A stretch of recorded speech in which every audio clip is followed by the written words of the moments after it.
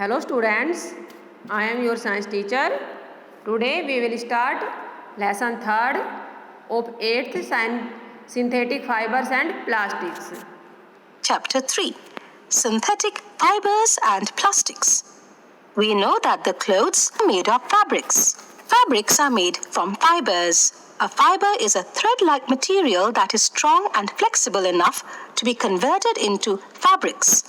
Fibers जैसा कि बेटा हम प्रीवियस क्लासों में पढ़ चुके हैं कि हम विभिन्न प्रकार के जो फैब्रिक्स कपड़े पहनते हैं वे सभी फैब्रिक्स जो होते हैं फाइबर से बनते हैं, डिफरेंट टाइप के फाइबर से बनते हैं। फाइबर जो होता है वो एक स्ट्रॉन्ग और फ्लेक्सिबल थ्रेड होता है लाइक मटेरियल, जिसको कि जो फैब्रिक कपड़ों के बनाने में यूज किया जाता है। इसके अलावा जो फाइबर्स होते हैं विभिन्न प्रकार के हाउस होल्ड के जो आइटम्स होते हैं, हमारे दैनिक घरों में यूज करने वाले जो आइटम होते हैं जैसे कि लाइक रोप और नेट्स, वो भी इनसे बनते हैं। are also used to make several household items like ropes and nets. Types of fibers. There are two kinds of fibers: natural fibers, human-made or synthetic fibers. Fibres two types के होते हैं, natural fibres और synthetic fibres या मानव made fibre. Natural fibers. We know that fibers can be obtained from both plants and animals. Cotton fiber obtained from cotton plant. Jute fiber obtained from jute plant. Linen fiber made from the stalks of flax plant are examples of plant fibers, whereas wool obtained from sheep and rabbits and silk obtained from cocoons of silkworms are examples of animal fibers. तो starting में first हमारा आता है natural fibres. तो हम सभी जानते हैं कि नेचुरल फाइबर्स जो है हमें प्लांट्स और एनिमल से प्राप्त होते हैं। तो नेचुरल प्लांट्स में जो प्लांट से जो प्राप्त होने वाले हमारे फाइबर है वो है कॉटन। कॉटन जो है हमें कॉटन के प्लांट से प्राप्त होता है। जूट हमें जूट के प्लांट से प्राप्त होता है। ये सभी जो हमारे प्लांट फाइबर्स कहलाते हैं। इसके अलावा वूल जो है हमें सीप से प्राप्त होती है और सिल्क जो है हमारे कोकून्स या सिल्कवॉर्म से प्राप्त होता है। तो ये एनिमल्स फाइबर के एग्जाम्पल है। The natural fibers are not produced in large quantities, which could satisfy the increasing demand of increasing human population. The efforts of scientists led to the discovery of human-made fibers or synthetic fibers.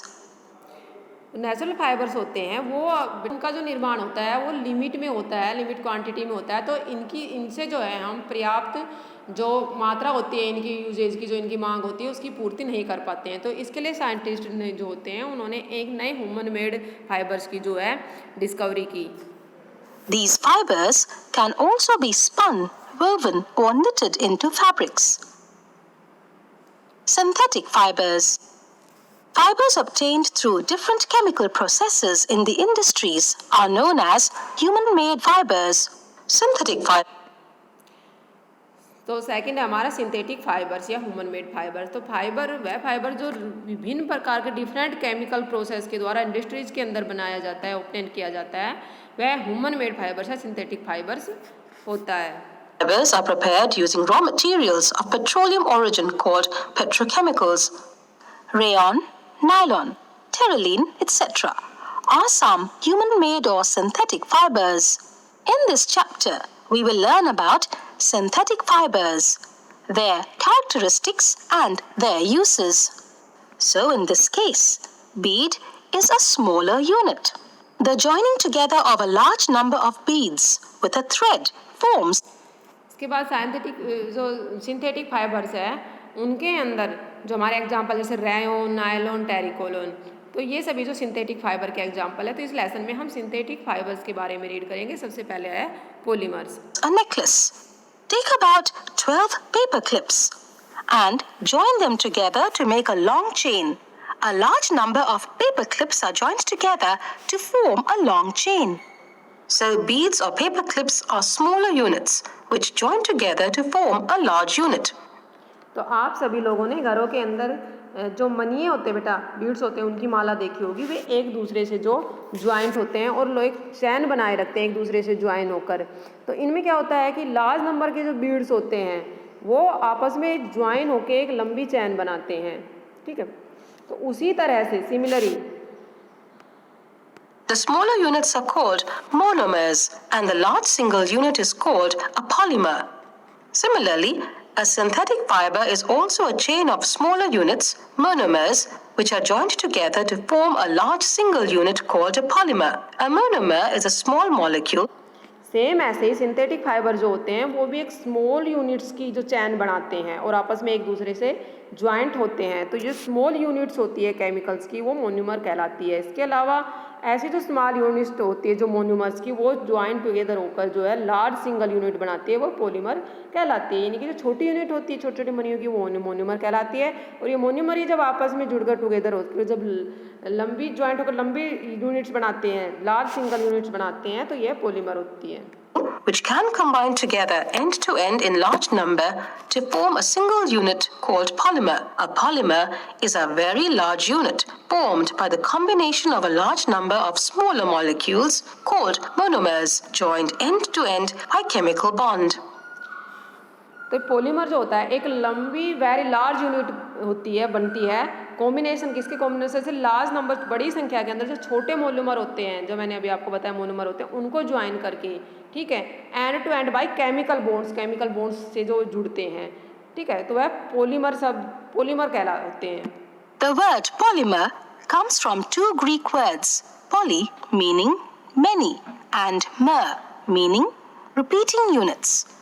Polymerization is a process of joining together of a large number of small molecules, monomers, to form a very big molecule, polymer. Cotton, for example, is a polymer called cellulose. Cellulose is made up of a large number of glucose units. Similarly, nylon is prepared by the polymerization of amide molecules. Types of synthetic fibers. Human-made fibers are called synthetic fibers. Some synthetic fibers are rayon, nylon, polyester, and acrylic fiber, rayon. It is a synthetic fiber prepared from wood pulp. The wood pulp is dissolved in an alkaline solution and then passed through tiny pores to convert them into fibers. Then they are passed through sulfuric acid to make them hard. These fibers are spun into yarn and then woven into fabric. It is also called artificial silk because it resembles silk in appearance. It is cheaper than silk and can be dyed easily. Rayon is also known as regenerated fiber. तो बता type of synthetic fibres में हम देखते हैं कि कुछ हमारे fibres आ जाते हैं, जैसे रायन, नायलॉन, हमने एग्जांपल में देखा है पॉलिस्टर। तो इसमें सबसे पहले हम रीड करते हैं रायन के बारे में। Polymer made up of the repeating units of a chemical called an ester. Esters are the chemicals which give fruity smell. Terylene, terene, and dacron are some examples of polyester fibers. Terylene forms terrycot with cotton and terrywool with wool. Polyester can be drawn into very fine fibers which can be woven like any other yarn. Polyester is light, strong, elastic, absorbs little amount of water, dries quickly after washing, and is wrinkle-free. Uses of polyester. Polyester fiber. तो nylon के बारे में जैसे मैंने आपको बताया बेटा, कुछ यूजेज होते हैं नायलॉन के कि कैसे क्या यूज होते हैं। रेयन क्या होता है कि टेक्सटाइल इंडस्ट्रीज में यूज होता है, और रेयन के जो सीड्स, ड्रेसेस, कैप्स बनाने में यूज किया जाता है। इसके अलावा रेयन जो होता है वूल के साथ मिक्सड होकर ब्यूटीफुल और ड्यूरेबल कारपेट्स बनाए जाते हैं रेयन से। इसके अलावा बेटा रेयन जो होता है वो मैन्युफैक्चर्ड टायर कोड्स में भी इसका यूज होता है। नेक्स्ट है इसमें नायलॉन। तो नायलॉन एक पॉलीमाइड फाइबर्स होता है जो कि polymerisation of large number of amide monomers के द्वारा इसका निर्माण होता है। तो नायलॉन के यूजेस बताए गए हैं कि यह एक हम कह सकते हैं एक टेंसाइल स्ट्रेंथ, इसकी जो नायलॉन की जो स्ट्रेंथ होती है ये काफ़ी ज़्यादा होती है, यानी कि बहुत ही है मजबूत होता है। तो इससे fishing nets, combining ropes, fibres, string या स्पोर्ट्स, रेस्क्यूटोज एक्सेट्रा चीज़ें जो होती है वो बनाई जाती है। इसके अलावा नायलॉन का जो यूज होता है वो टेक्सटाइल प्रोडक्शन में भी किया जाता है, जैसे कि साड़ी, शर्ट्स, सॉक्स वगैरह जो नायलॉन के बनाए जाते हैं। इसके अलावा नायलॉन का जो यूजेज है वो हम मशीन के जो पार्ट्स होते हैं उनको भी बनाने के अंदर किया जाता है। नेक्स्ट है पॉलिस्टर। तो पॉलिस्टर जो होता है वो made up the repeating units of the chemical की जो रिपीटिंग की यूनिट्स के द्वारा जो बनाया जाता है, एंड ईस्टर। वो पॉलीमेस्टर होता है, तो पॉलीमेस्टर के यूज देखते हैं हम।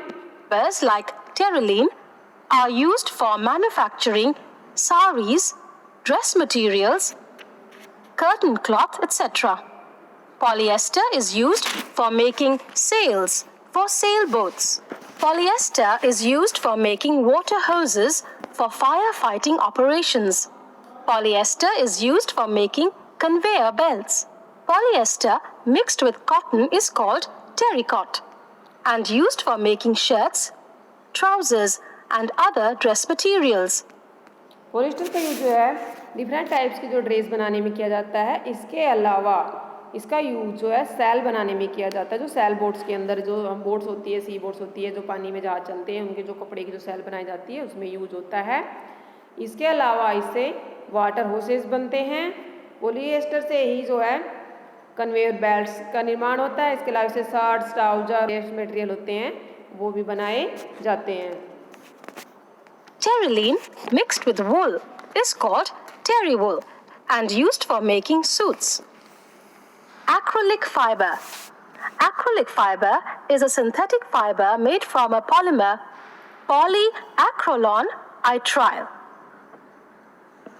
Polyacrylonitrile is obtained by the polymerization of large number of acrylonitrile molecules obtained from petroleum product.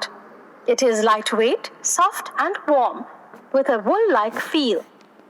Uses of acrylic. Next है एक्रिलिक फाइबर। तो एक्रिलिक फाइबर जो होता है उसकी विशेषताएं होती है लाइट वेट होता है, उसका हल्का वजन होता है, सॉफ्ट और गर्म होता है, जहाँ पर इससे हमें जो है वूल लाइक फील, हमें ऊन का जैसा जो है महसूस होता है। और उसको हम विभिन्न कलर्स में जो डाई कर सकते हैं। अब इसके यूज देखते हैं। Fiber. The wool obtained from natural sources is quite expensive, whereas clothes made from acrylic relatively cheap. They are also available in a variety of colors. Acrylic fibers are used for making sweaters, shawls and blankets. तो acrylic fibre जो होता है उसके use में हम देखते हैं कि जो वूल होती है उसका यूज़ करते हुए हमारे लिए काफ़ी महंगी पड़ती है। तो हम वूल के बजाय जो एक्रेलिक फाइबर्स होता है उसके बने जो स्वेटर, शॉल और ब्लैंकेट्स खरीदते हैं वो हमारे लिए चीप होते हैं। Advantages of synthetic fibers. Synthetic fibers. High tensile strength. Synthetic fibers is very strong and have high tensile strength as they can hold large weight without breaking. Next point है advantage of synthetic fibre. Synthetic fibre में क्या क्या विशेषताएं होती है। तो सबसे पहले तो आ जाता है कि जो सिंथेटिक फाइबर होते हैं वो वेरी स्ट्रॉन्ग, काफ़ी यानी कि मजबूत होते हैं और उनकी जो टेंसाइल स्ट्रेंथ जो पावर होती है वो ज़्यादा होती है, जिससे कि जो है वजन जो होता है वेट और लार्ज यानी कि बड़ा वजन जो है बिना ब्रेकिंग, बिना टूटे हुए आराम से उठा सकते हैं। In comparison to natural fibers like cotton and wool. Activity 1. To compare the tensile strength of different fibers of same thickness and same length. Things needed. Threads 30 centimeters in length of cotton, wool, silk and nylon. An iron stand with a clamp. Pan 30 marbles of same weight and size. Method. We take an iron stand with a clamp. We take a cotton thread of about 30 centimeters in length. We tie the cotton thread to the clamp so that it hangs freely from it. At the free end of the cotton thread, suspend a pan so that weight can be placed on it.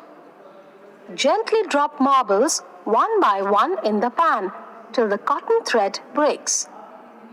We record the total number of marbles required to break the cotton thread. The total number of marbles required to break the cotton thread is equal to its tensile strength. We repeat the activity with threads of wool, silk, and nylon. We record in each case the total number of marbles required to break the thread. Observation. The thread which holds maximum number of marbles is stronger. We notice that nylon threads holds maximum number of marbles before it is broken, followed by silk, cotton and wool. तो इस activity से हमने देखा कि जो हमारे synthetic fibres होते हैं, जैसे कि हमने जो नायलॉन है उसका कंपेयर किया विभिन्न प्रकार के जो डिफरेंट टाइप के जो फाइबर्स होते हैं, तो उन सब की जो हम कंपेयर करते हैं तो उसकी तुलना में वेट नायलॉन की जो वेट उठाने की जो क्षमता होती है वो इन सब से ज़्यादा होती है, यानी कि नायलॉन जो है इनके बजाय ज़्यादा मजबूत होता है। Strong. Precaution.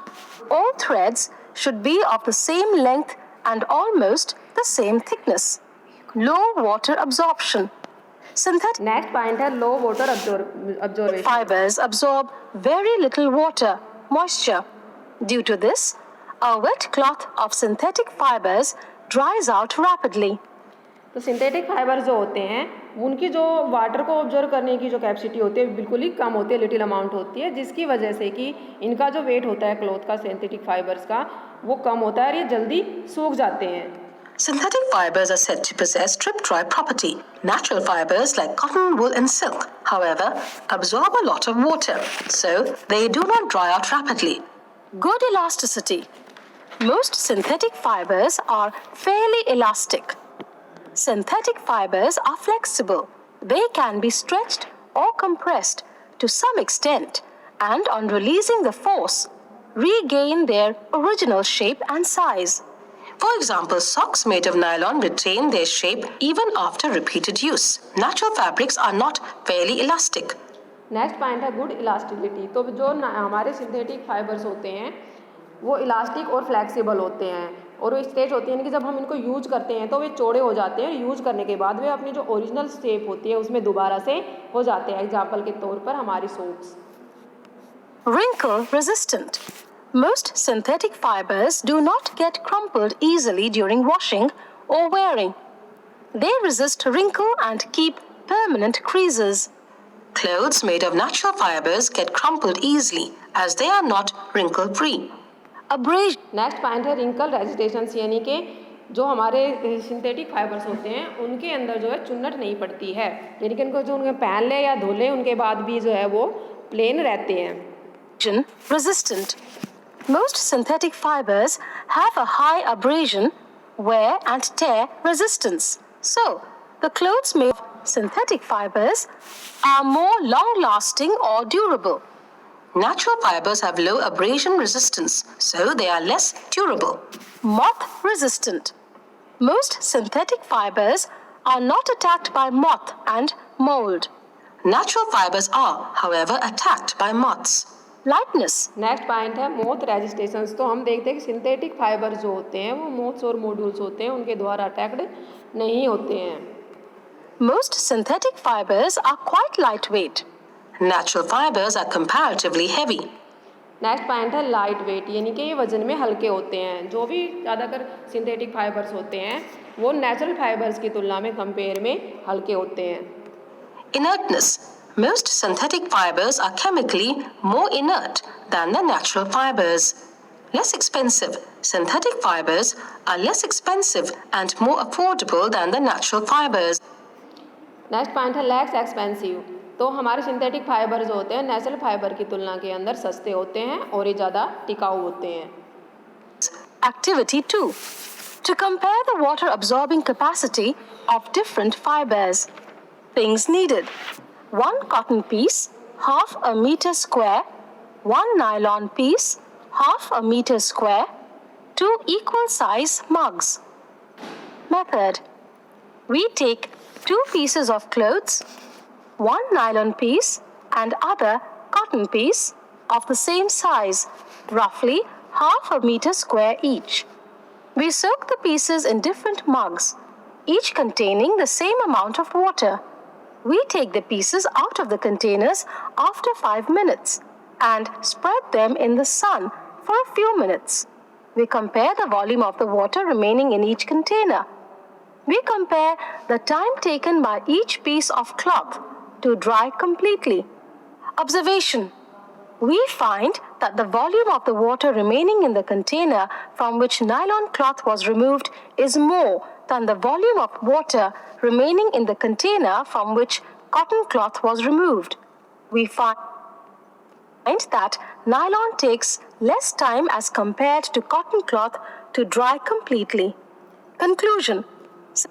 तो इस एक्टिविटी से हमें पता चलता है कि हमारे एक नायलॉन का कपड़ा है और एक हमारा कॉटन का कपड़ा है। दोनों को जब हम कंपेयर करते हैं, पानी में डुबाते हैं, तो नायलॉन का कपड़ा जो है वो पानी कम सोखता है बजाय कॉटन के कपड़े के। और जब हम इसको सुखाते हैं तो नायलॉन का जो क्लॉथ है वो जल्दी सूख जाता है बजाय कॉटन के कपड़े के, क्योंकि कॉटन के कपड़े ने जो है वाटर ज़्यादा ऑब्जर्व किया था, उसको सूखने में ज़्यादा टाइम लगता है। Synthetic fibers absorb less water than the natural fibers.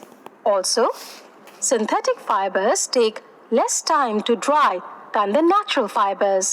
Disadvantages of synthetic fibers: melts and burns easily. Synthetic fibers catch fire more readily than natural fibers. Synthetic fibers, on catching fire, shrink, forming beads which stick to the skin.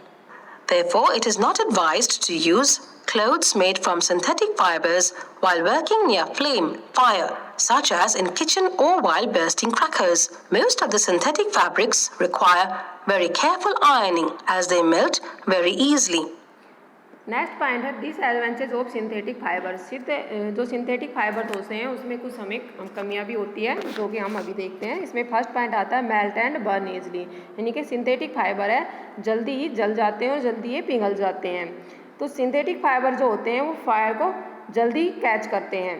इनसे क्या होता है कि जो synthetic fibres होते हैं आँच को जल्दी पकड़ते हैं और इनसे जो है हमारी स्किन जल जाती है। इसलिए जो हमें किचन के अंदर जब हम खाना बनाते हैं तो हमें सिंथेटिक फाइबर के कपड़े जो पहनने की सलाह नहीं दी जाती, इनको अवॉइड करने की सलाह दी जाती है, क्योंकि ये आँच को जल्दी पकड़कर हमारी जो स्किन होती है उससे चिपक जाते हैं। Non-biodegradable. Synthetic fibers are non-biodegradable. Therefore, they cause soil pollution. Uncomfortable during summer. Most synthetic fibers can absorb very little moisture. In hot and humid weather, when we sweat, the sweat is trapped between the fabric and the skin. So, the synthetic fabric sticks to the body when the body sweats and makes the wearer uncomfortable. Develop. Next point है uncomfortable during summer. Synthetic जो हमारे fibres होते हैं वो गर्मियों के अंदर जो अनकंफर्टेबल रहते हैं, कि ज़्यादातर जो सिंथेटिक फाइबर्स होते हैं वो मॉइस्चराइज़र जो होती है नमी को वो बहुत ही कम मात्रा के अंदर ऑब्जर्व करते हैं, जिससे कि जो ह्यूमिड वेदर होता है, जब गर्मी का मौसम होता है तो हमारे पसीने जो होते हैं, स्वेट जो होते हैं, वो ट्रैप्ड बिटवीन द फैब्रिक हमारे कपड़े के अंदर रहते हैं और जो हमारा जो सिंथेटिक फाइबर होता है वो उसको ऑब्जर्व नहीं कर पाता है, जिससे कि जो हमारी बॉडी होती है, बॉडी के जो हमारे स्वेट्स होते हैं, जो पसीने होते हैं, वो हमें हमारे शरीर के अंदर ही रह जाते हैं और इससे हमें अनकंफर्टेबल महसूस होता है। Skin problems. The fabric made from synthetic fibers tend to develop static electricity in dry weather. The sparks due to static electricity can be seen at night. These sparks may cause some skin diseases like eczema in some people. Plastics.